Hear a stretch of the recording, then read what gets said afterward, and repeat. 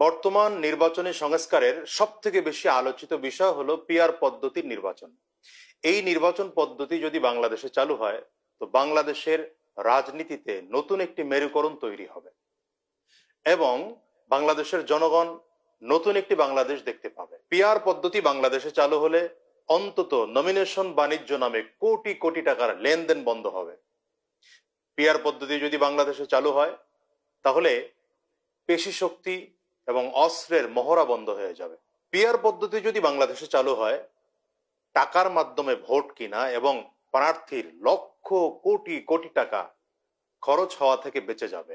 কেন্দ্র দখল, ব্যালট বাক্স ছিনতাই এবং প্রশাসনকে ম্যানেজ করে ভোট পিটানোর যে রীতি, এই নীতি চিরজীবনের জন্য বন্ধ হয়ে যাবে। শুধু তাই না, পিআর পদ্ধতি চালু হলে বাংলাদেশে ভদ্র, শিক্ষিত এবং সভ্য মানুষগুলো নির্বাচনে অংশগ্রহণ করা শুরু করবে এবং দুর্নীতিবাজ, চাঁদাবাজ, দখলদার এবং সন্ত্রাসী টাইপের যে নেতারা বর্তমানে আছে এদের রাজনীতি ধীরে ধীরে এবং চিরতরে বন্ধ হয়ে যাবে। ভবিষ্যৎ প্রজন্ম দলের নীতি এবং নৈতিকতা দেখে ভোট প্রদান করতে পারবে।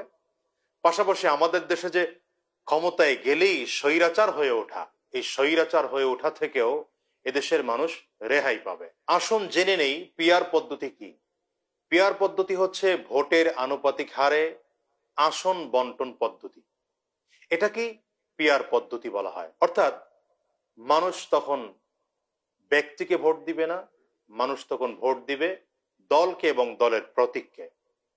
যেমন ধরুন বাংলাদেশে 10টি দল নিবন্ধিত আছে এবং 10টি দলের 10টি মার্কা আছে।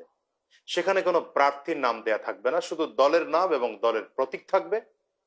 মানুষ যেই দলকে পছন্দ করে, যেই প্রতীককে পছন্দ করে, প্রতীক দেখে প্রতীককে ভোট প্রদান করবে।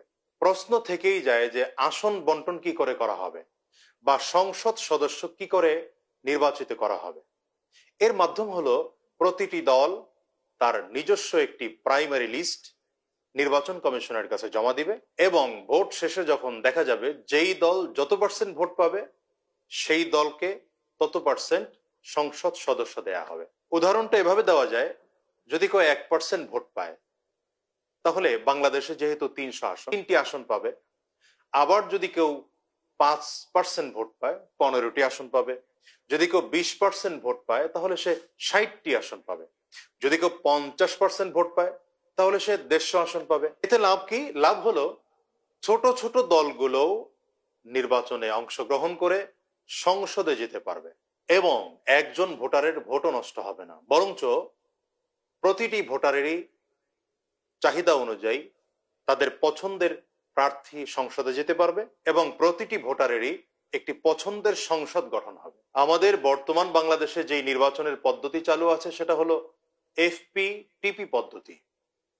এই পদ্ধতিতে যেটা হয়, মার্কার থেকে ব্যক্তিকে প্রাধান্য দেওয়া হয় বেশি, কারণ দল ব্যক্তিকে নমিনেশন দেয়।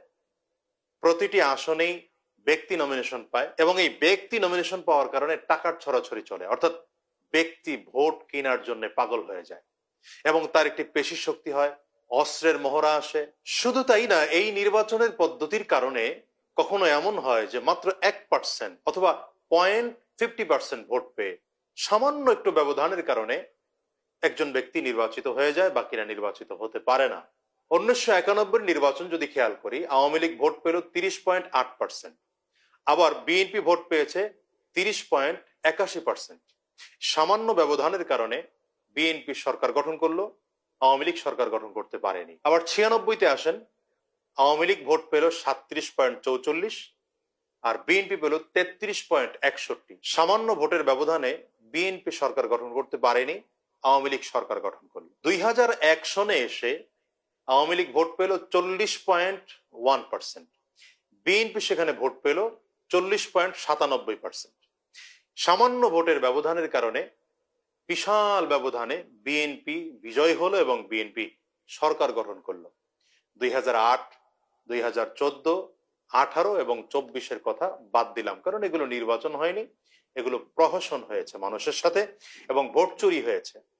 এই 3টি নির্বাচনকে যদি আমরা ধরি, 91, 96 এবং 2001, তাতে দেখা যায় সামান্য কিছু ভোটের ব্যবধানে, অর্থাৎ 30%, 40% ভোট পেয়ে সরকার গঠন করেছে, অথচ সেখানে 70% মানুষ বিপরীত সমর্থন দিয়েছে, 60% মানুষ বিপরীত সমর্থন দিয়েছে। এত পার্সেন্ট মানুষ বিপরীত সমর্থন দেওয়ার পরেও তারা কিন্তু সরকার গঠন করতে পারেনি। সরকার গঠন করেছে সামান্য কিছু ভোট পেয়ে।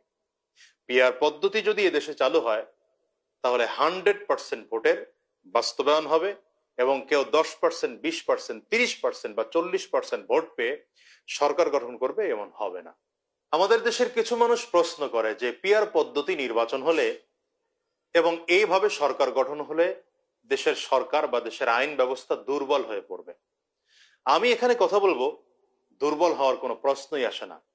বিশ্বের দিকে তাকান, বিশ্বের 80টা দেশে পিআর পদ্ধতি নির্বাচন চলছে এবং এর মধ্যে 60টি দেশে ফুল পিআর পদ্ধতি চলছে, 20টি দেশে পিআর পদ্ধতি এবং বর্তমান সিস্টেমের মিক্স নির্বাচন পদ্ধতি চলছে। ওই সেই দেশগুলোতে তো আইনের সমস্যা হচ্ছে না, উন্নয়নের সমস্যা হচ্ছে না, বরঞ্চ এক দল নির্বাচনে জিতে সরকার গঠন করলে দেশের যে সমস্যা হয়, পেশি শক্তি বাস্তবায়ন করা শুরু হয়, অস্ত্রের মহড়া হয়, এক দলের একটি এক নায়কতন্ত্র তৈরি হয়ে যায়। পিআর পদ্ধতি হলে অন্তত এই স্বৈরাচারী মনোভাব এদেশের কোনো দলের মধ্যে থাকবে না, কারণ তখন সব দলগুলোর মধ্যেই একটা সমঝোতা তৈরি হবে এবং সব দলের লোক যখন নির্বাচনে জয়ী হয়ে আসবে, একটি সরকার গঠন করা হবে, তখন জাতীয় সরকারের মতো একটি সরকার গঠন করা হবে এবং সেখানে সব দলের সমন্বয় থাকবে।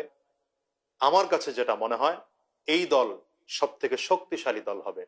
তারপরেও বিতর্কের খাতিরে ধরে নিলাম যদি দুর্বল হয়ে যায়, আরে ভাই বাংলাদেশে তো আমরা সে 91 থেকে দেখে আসছি বর্তমান নির্বাচন সিস্টেম, কই আমার দেশ তো উন্নতি হয়নি, বরঞ্চ আমার দেশ ধীরে ধীরে অবনতির দিকে হয়েছে। আমরা এদেশে স্বৈরাচার দেখেছি, শিক্ষামূলক আমরা অন্তত এবার পিআর পদ্ধতি দেখতে পাই। এই জন্য আমি বলবো আগামী নির্বাচন পিআর পদ্ধতিতে হওয়া এটাই জনগণের দাবি, মানুষের দাবি। এমনকি যারা ভোট দিয়ে বিভিন্ন সময় বলেছে যে আমাদের ভোট পচে যাবে, এই মানুষগুলোর দাবি হচ্ছে না এবারের ভোটকে পচাতে চাই না, বরঞ্চ আমার একটি ভোট যদি কাউকে দেই সেই ভোটের জায়গাটা আমার ভোটাধিকার ফিরে পাবো। আগামী নির্বাচন পিআর পদ্ধতিতেই হওয়া চাই। আসুন সবাই ভালো থাকবেন, সুস্থ থাকবেন। আগামীর বাংলাদেশ সমৃদ্ধশালী হোক, আগামীর বাংলাদেশ উন্নয়নশীল হোক।